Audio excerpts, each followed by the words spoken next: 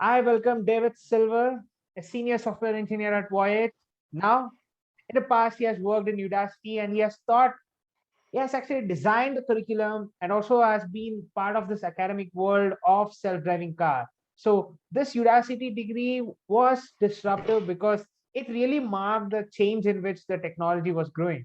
So it gave lot of engineers and hands-on experience virtually through an Udacity platform to just get them and a hands-on experience in this technology. So I'm proud to have David Silver for this podcast, and thank you so much for being a guest in my podcast. You're welcome. I'm happy to be here.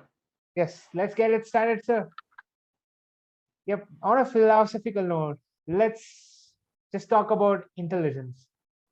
What's the kind of intelligence that is required for a self-driving car? The kind of intelligence that is required for a self-driving car is somewhat physical in nature, which is different than a lot of the ways we think of artificial intelligence when we're talking about the internet. So, for example, the intelligence that's required for a self-driving car involves figuring out how to turn the steering wheel or hit the accelerator or the decelerator in order to move the vehicle. There's also intelligence that is more of what you might think of as end-to-end digital, and that often involves perception. So getting data from sensors, camera data, radar data, lidar data, and detecting and tracking objects with that data. And that's a bit more of a kind of traditional end-to-end digital type of intelligence. So those are kind of some examples of the types of intelligence we need for self-driving cars. A type of intelligence that so far hasn't been maybe as necessary as a kind of like creative intelligence, generating something new. There are people working on artificial intelligence on those types of problems, but that has so far been less relevant to autonomous vehicles. Yeah, through your TED Talks, you have told to the world how self-driving technology is working. But I want to ask you this question: what's the hardest part of working in self-driving car? And also, I want to ask you this question: how hard is self-driving car to be built? Um, two very good questions. The hardest part of working on autonomous vehicles depends on who you ask. I think almost everyone who is working on self-driving cars maybe thinks of their problem as the hardest problem in self-driving cars. A couple of problems that I have seen present more challenges recently than I expected are the long tail of perception and prediction. So perception is, as I was mentioning earlier, the ability to detect and track objects based on sensor data, primarily camera, radar, and lidar. And the advent of neural networks, not exactly the advent, but there was a big step forward in neural networks that happened in the early 2010s that helped make object detection and classification through camera images much more efficient. And the thinking was all throughout the 2010s that perception was largely going to become a solved problem, that neural networks were going to get so good that we were going to very reliably be able to detect and track objects, particularly through cameras, but also through radar and lidar. And what has happened is something that's called the Pareto principle, which is the idea that the last 20% of the work takes 80% of the effort. And while neural networks have gotten very good at detecting and tracking objects through sensor data, there is a long tail of very difficult and challenging data to process. And if you ever miss an object, a pedestrian, a bicyclist, a vehicle, a motorcycle, anything, when you're working with self-driving cars, it's a very dangerous situation. And so you really need to nail down that long tail. And that has proven more challenging, I think, than a lot of people, including me, thought it was going to be a few years ago. So that's one big challenge. Another big challenge is prediction. And prediction is an example of the type of challenge where we didn't really know how hard it was going to be until we solved some other challenges. So until we figured out perception to a high degree of certainty, there wasn't really a lot of effort being spent on prediction, because if you didn't know the object was there, you couldn't really predict what it was going to do. Now that we most of the time know where objects are, we're realizing how difficult it is to predict what those objects are going to do. And in fact, objects maybe have the potential of doing many different things, or agents as they're sometimes called, and figuring out how to both predict the different things an agent might do and communicate that down to the rest of the stack is a real challenge. So those are a couple of big challenges in self-driving right now, the long tail of perception and also prediction. And as far as how hard self-driving cars are, they're very hard. There are thousands of engineers and companies have spent billions and billions of dollars working on this problem, and we still have very limited autonomy out on the roads, and that's an indicator of just how challenging the problem is. Yeah, you talked a lot about lidars. Let's just go lidars plus the sensor suite, which we are actually supposed to consider when we are supposed to build a self-driving car. Of course, there is FSD computer from Tesla. There are a lot of new ways in which computing has been developed. So what's your view on the sensor suite that we are getting nowadays, and also about the lidar, which everybody is saying it's accurate, but it's not that effective in terms of the cost. So what's your view on all these controversies that are behind the lidar sensor in a self-driving car? Yeah, lidar in particular has been super controversial, largely because of Tesla's position on lidar, that lidar is unnecessary and in fact potentially actively harmful for autonomy. Tesla is really the only company that I'm aware of that that kind of that feels that way. Almost every other company is relying on lidar. You are correct. Lidar has a bit of an issue right now in that it is expensive, particularly relative to cameras, which have become very, very cheap. lidar is a much more expensive sensor. I think what we will see in the coming years is that the cost of lidar will come down. A big reason that cameras are so economical is that lots of them are produced. So when cameras are produced at kind of mass scale, the individual unit cost of a single camera really drops a lot. lidar has not traditionally been mass produced because there hasn't been a customer base for it that has needed it in the kind of millions of units. That looks like it's going to change. A number of lidar companies have really grown in the last several years and even listed themselves on the US public financial markets in anticipation of lots of automotive companies starting to order lidars. And so I expect we will see the cost of lidar drop pretty dramatically, and that will accelerate adoption of lidar. Certainly the position espoused by Tesla and other people, it's not Tesla alone. They're really just the only major company that's espousing it, that lidar isn't necessary. The position that human beings can drive with essentially two cameras, that is our eyeballs, two eyeballs, is correct. Human beings are able to get on the road and drive with essentially just two cameras, and that tells us that it's certainly physically possible. There's nothing that physically mandates that you have to have a lidar in order to drive. It's simply that as you're trying to get a vehicle on the road, as we mentioned, it's a really hard problem, and most people are looking for all of the advantages that they can get in order to make this problem work, and lidar in many scenarios appears to be an advantage. Yeah, because a lot of sensor suites are coming up. There are ways in which companies have evolved, but I feel neural network architecture requires a kind of a maturity that is not yet been achieved, because we are not built. I think probably we are trying to build something like neural networks for the inside, but we have not achieved it. But I just want to ask you this one question: how advanced is decision making today? Let it be not in self-driving car, but in other fields where you have experience, where there's an intent of use of an AI or an kind of a chatbot or something. So what's your view on how advanced is our decision making today using an algorithm? Well, I guess using an algorithm is a slightly different bent than a neural network. A neural network could be considered, I guess, a type of algorithm, but it's famously a kind of black box algorithm. my sense is that decision making. Well, it's not so much my sense, but this could go a lot of different ways depending on how you define decision making. I think we are better at end-to-end decision making at the moment than we are at building a logical chain of inference and then making decisions based on a sequence of smaller sub decisions. That may be a little confusing, so give me a moment to unpack that.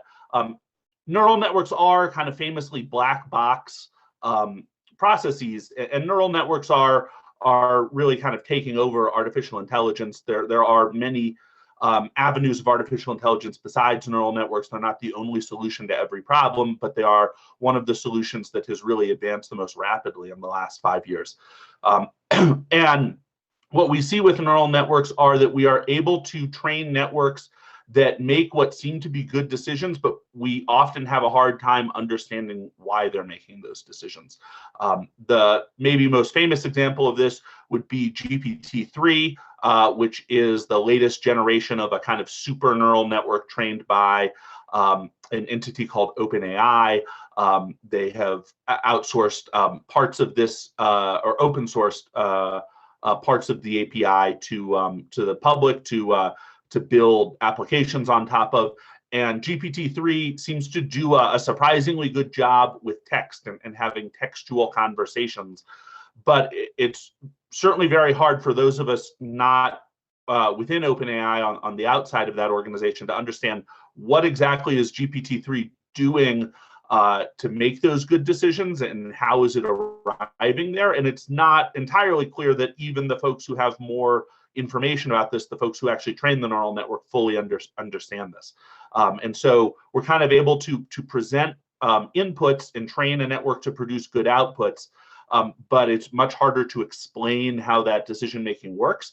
And that leads to some skepticism that we will be able to transfer that learning to other domains. Transfer learning has also been a really important topic in artificial intelligence and machine learning in the last 5 to 10 years. How easily can you take an artificially intelligent agent that's been trained in a certain domain, say text, and transfer it to a different domain, say self-driving? And so how good are we at decision making? We seem to be good at actually making decisions, but we don't seem to be great at understanding why we're making those decisions.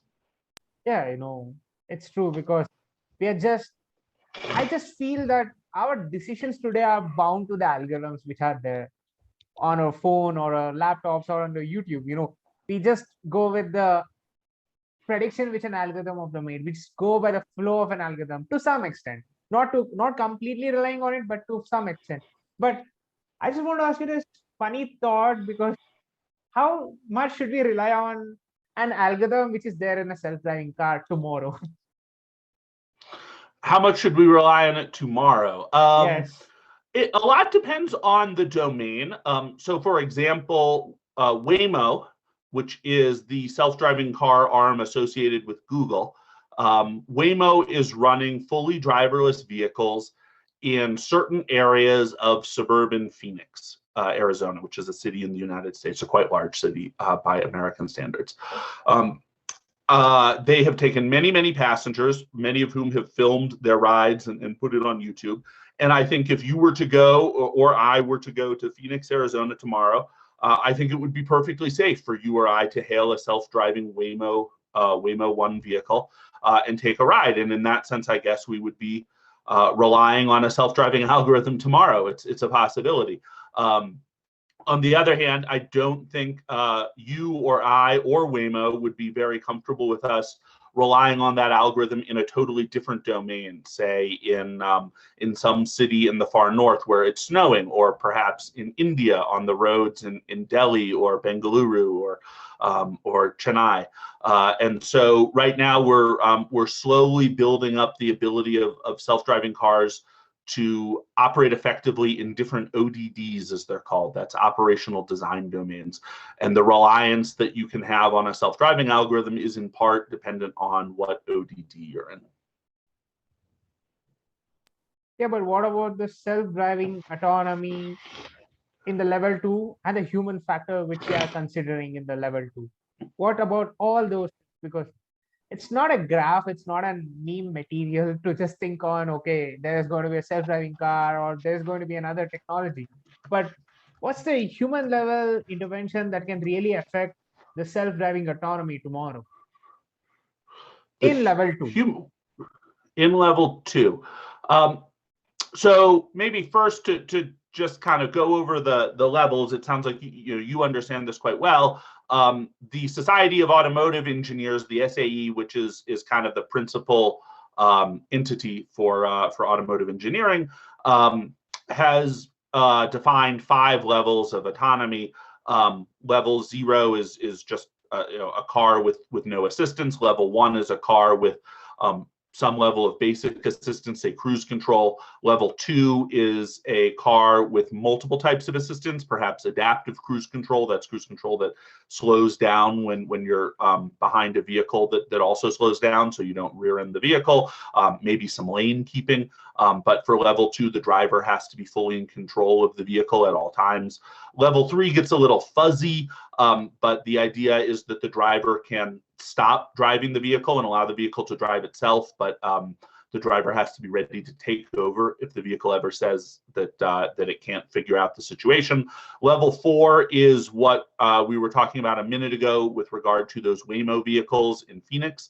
The idea that a passenger could just get into a driverless vehicle and the vehicle would take it somewhere, but within a constrained ODD, within a limited geofence, you might say. And then level 5 is a vehicle that can drive itself anywhere the same way a human can. So that's a quick definition of the different levels. And to go back to what you were asking as far as level 2 and what can humans do, and 4 also. Yeah, so there's a pretty big difference there. The difference being that in level 2, there is always a kind of fail-safe solution, which is that if all else fails, give control back to the driver. The vehicle should try to follow the lane. It should perhaps try to change lanes, should perhaps try to make turns, even to get to where it's going. But if it can't figure out what to do, there's always a steering wheel in a level 2 vehicle. There's always an accelerator pedal and always a decelerator pedal. And the computer can just say, I don't know what to do. Human driver, it's your problem now, and throw control back to the driver. That's a level 2 vehicle. In a level 4 vehicle, there potentially is no steering wheel, no throttle, no brake. If you watch the videos of these Waymo 1 passengers in a fully driverless level 4 vehicle in Phoenix, they get in a vehicle and the vehicle actually does have a steering wheel and an accelerator and a brake, but those are all in the front seat, and the passengers are all confined to the back seat. So the passengers have no way to access that steering wheel or the accelerator or the brake pedal. And so for all practical purposes, the passengers are not at all able to control the vehicle. And that's a much more challenging situation because the vehicle always has to be able to figure out what to do. It can't ever throw control back to the human driver. One thing a level 4 vehicle can do is stop. And that is to some extent the equivalent of throwing control back to the driver. If things just get really confusing for a level 4 vehicle, the vehicle can always slam the brakes, come to a full and complete stop. Hopefully it doesn't hit anything, which is usually the case, but potentially even if you slam the brakes, there could be a collision. And if the vehicle slams the brakes, hopefully there's no collision. Then the vehicle can start to ask, say, an outside teleoperator, what should I do here, and get some help. So that's a bit of a gesture towards throwing control back to the driver, but it's a much different situation in level 4 than it is in level 2, where the driver is always sitting there on the front seat with the driver's hands on the steering wheel and feet on the accelerator and decelerator pedals. Yeah, you're seeing, probably you're the only person, according to me, who has seen both the sides of the coin, the academic as well as the professional side of the self-driving car. So I want to ask you this question because, of course, you can talk about your professional journey in the world of self-driving car, but I want to ask you this question: is just solving problems, like understanding the problem statement, good enough to solve a problem tomorrow in the self-driving car? Like, I'm talking in terms of experience of solving problem in this field. So is it good enough to solve a problem in tomorrow's problem statement? I think solving the problem tomorrow is pretty much out of the question. People have been trying to solve the problem tomorrow. We've all been trying to solve the problem tomorrow for about 5 years now. In some cases, quite a bit longer. Some of the folks working in the field have been working in the field since as long as, say, 2005, so 15 years. So it's unlikely that we will solve the problem tomorrow. As far as what is between us and a solution to the problem, there is some debate in the field as to whether what we need now is simply more driving data and just to put our heads down and continue to work on the problem, and within a year or two the problem will start to look a lot more solved. And there's some reason to believe that might be the case. We're starting to see driverless vehicles launch. We've talked about Waymo's driverless pilot in Arizona, AutoX, and Baidu. Baidu's Apollo team are both testing and deploying driverless vehicles in China. And I think we'll see more driverless vehicles deploy in the United States this year from different companies. So we're starting to see some actual real on-the-road driverless progress that makes it seem like maybe we just need to put our heads down, gather more data, and forge ahead, and we'll get to a driverless solution. There's also a perspective that there really needs to be one more big step change forward. The way that neural networks and deep learning really advanced perception in particular by kind of an order of magnitude or more over the last 5 years. We need some new breakthrough technology that will do that for the rest of the self-driving stack before we can really achieve, say, a level 5 vehicle that can drive anywhere as well as a human. Level 5 does seem like a long way off, and so it seems like whether we need it or not, I hope that there will be breakthrough technologies between now and when we get to level 5, because if all we do is put our heads down and work as hard as we can to get to level 5, I may not even see it in my career.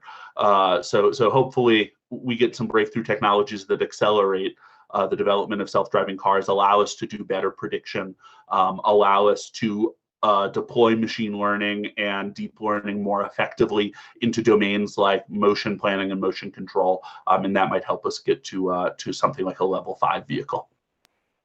Yeah, but you talked about deployment, but deployment at a scale requires a lot of values. So you need to drive the models in the real time. Compute is not that mature in order to get such a problem statement running, because computer architecture has seen breakthrough through years, because it's work of millions of researchers who really work behind the computer. So my question will be kind of a two question embedded in a one. It's like, how different is the deployment of models in self-driving car different from the others, and what's the nature of data set that you are talking about when it comes to self-driving car?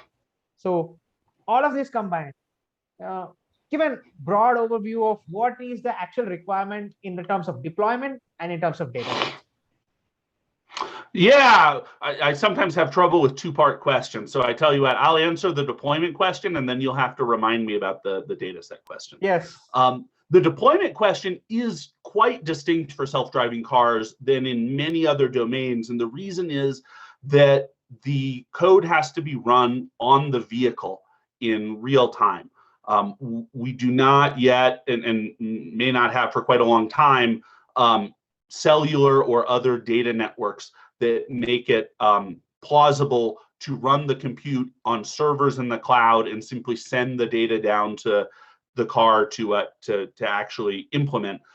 In fact, we have to be running all of this compute or all of these processes on the vehicle, which adds a lot of constraint and is quite a bit different than what we're used to doing in the internet, where we do all the compute kind of centrally in one data center or a few data centers, and then kind of serve it out to people on their laptops through the internet all over the world. It's a much different model where we're doing the compute on the vehicle in real time. So that's a much different model of deployment and adds a lot of challenges as far as how do you synchronize and make sure that all these vehicles are running the same software, or if they're not running the same software, that that you're aware of the different types of software they're running. How do you push out new code to vehicles? How do you pull data off of the vehicles? How do you communicate between vehicles? There are lots and lots of different problems that are raised by the fact that we're doing compute locally on the vehicles, and probably will have to do that for a long, long time. So that was the deployment question. I think I remember now there's a data set question. The data sets for self-driving cars are principally perception data sets. So those are data sets related to camera, radar, and lidar. So a self-driving car will, say, come back to its garage and upload somehow to a server all the camera data it recorded and all the radar data it recorded and all the lidar data it recorded. And then often somebody will go annotate, as it's called, that data. They'll look at a camera image, and this might actually be a real live human being looking at a camera image and drawing boxes around, saying, here's a car here, here's a car there, here's a pedestrian here. And then we can use those annotated camera images or radar scans or lidar point clouds to train deep neural networks and other machine learning algorithms. Companies are also getting better at automated annotation, so there are fewer humans involved in actually drawing those bounding boxes, but humans are typically still involved at some level in the process. And then there are other types of data besides pure perception data. There is mapping data. So cars go out and they typically make high definition maps to figure out exactly where is the curb, exactly where is the center lane line on the street, something like that. There's also data related to how do other agents on the road behave. So we might measure what is the velocity and the acceleration and the heading or orientation of a different car, say, on the road. And then we can use that to try and predict what will that vehicle do. And after we make a prediction, we can then go play back the data set and say, so we thought the vehicle was going to turn left. Did the vehicle actually turn left? Oh, yes, the vehicle really did turn left. Or, oh, no, the vehicle didn't turn left. The vehicle went straight. So our prediction was incorrect, perhaps. So those are some examples of different data sets. I guess I should talk about what I'm working on, which is motion control, which is actually turning the steering wheel and accelerating and decelerating the vehicle. And so we will work with data sets that relate very closely to the physical aspects of the vehicle. So should also talk a little bit about the work that I do in motion control, which is very closely related to the physical aspects of the vehicle. So I work primarily with steering, acceleration, and brake. And a lot of the data that I collect relates to if we turn the steering wheel by this many degrees, how much does the car actually turn and how quickly does the vehicle turn? Or if we accelerate or decelerate by this much, or we press the pedal by this much, how much does the car accelerate or decelerate? How quickly does that happen? What is the transfer function? If, for example, we are turning the steering wheel by a certain amount and also turning the accelerator, so we're trying to accelerate through a turn, for example, what do the physics of the vehicle look like in that dimension? Or if we are going uphill or downhill. And so we'll record a lot of data about the physical aspects of the vehicle and then try and map that back to algorithms that will help us control the vehicle effectively. Yeah, thank you so much for that amazing podcast, because it's a very short podcast. We covered a lot of things, but yet there is a lot to cover. In the part 2, I'll be calling you again and I'll be demystifying some more things about the self-driving car. And thank you so much for this amazing podcast, sir. It was wonderful talking to you. You're welcome. It was very nice to talk with you.